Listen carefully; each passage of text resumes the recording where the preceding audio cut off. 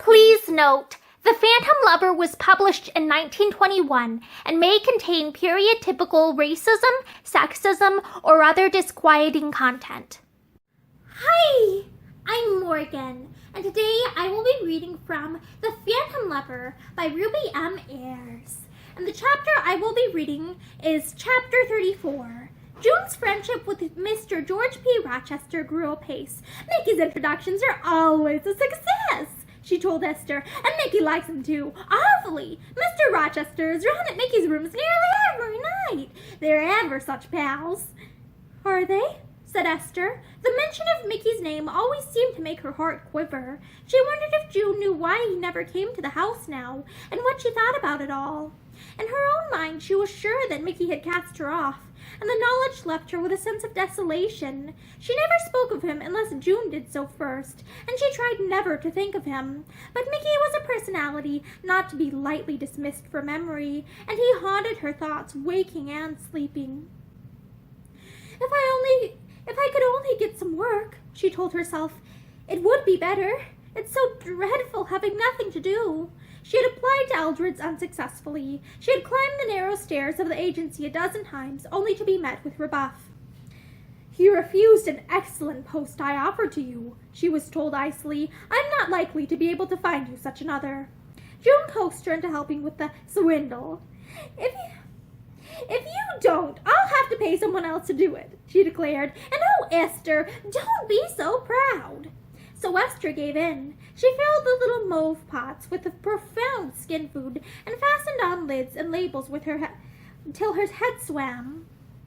Sometimes Mr. George P. Rochester came to help. At least he called it help, but he did very little actual work, as he was always too busy looking at June and talking to her.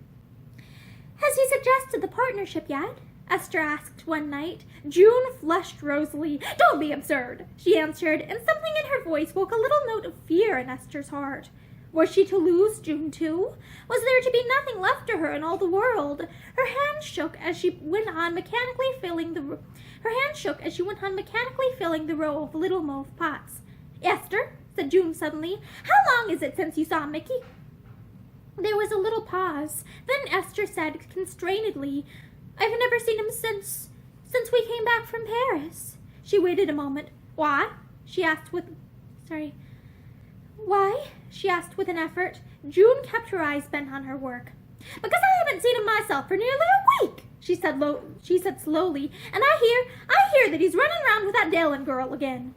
She did not dare to look up as she spoke, and she went on quickly. Of course, it may only be gossip, but Mr. Rochester, she hurriedly corrected herself, tells me that Mickey took him to their house to dinner last night. Silence.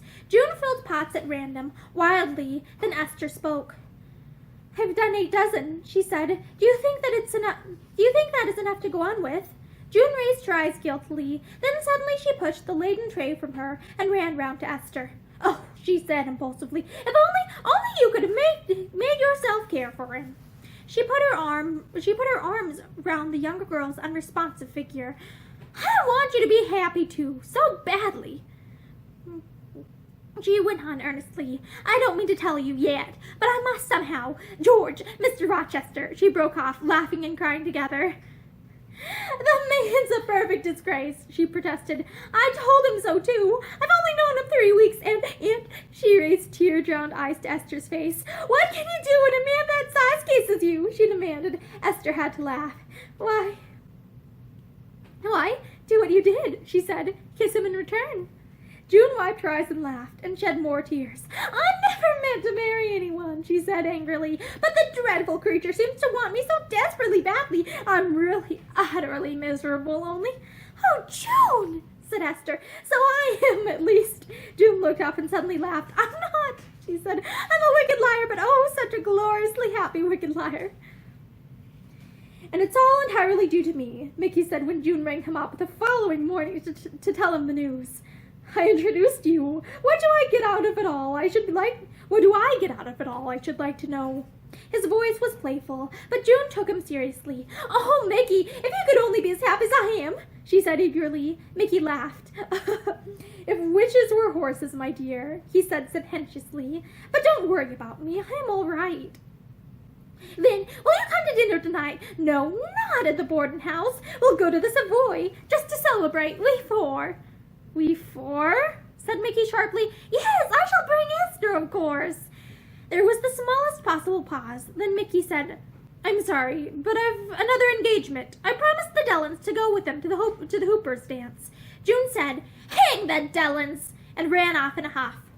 Mickey hung up the receiver and turned away. He was sorry to disappoint June, and yet he had no smallest intention of meeting Esther. If she had wanted him, she would have sent a note or a message. But she did not want him. More than once she had said that she hated him. It was time to learn that she meant what she said. Mickey's pride had got the upper hand at last, and he would rather have died now than make the smallest overture to the girl at whose feet he had once been willing to grovel. Driver came to the door. A parcel, sir. Shall I bring it in? Mickey answered absently. All right. Driver went out of the room. After a moment, he came back with a square box which he set down on the table. Shall I open it, sir? He asked, as Mickey did not speak. Mickey started. Yes, oh yes, open it. What the dickens is it? I haven't ordered anything. Driver said that he did not know, that it had been left by a messenger. He untied the knotted string with neat precision, and rolled it into a ball before he removed the paper. Mickey walked up to the table and lifted the lid with faint curiosity.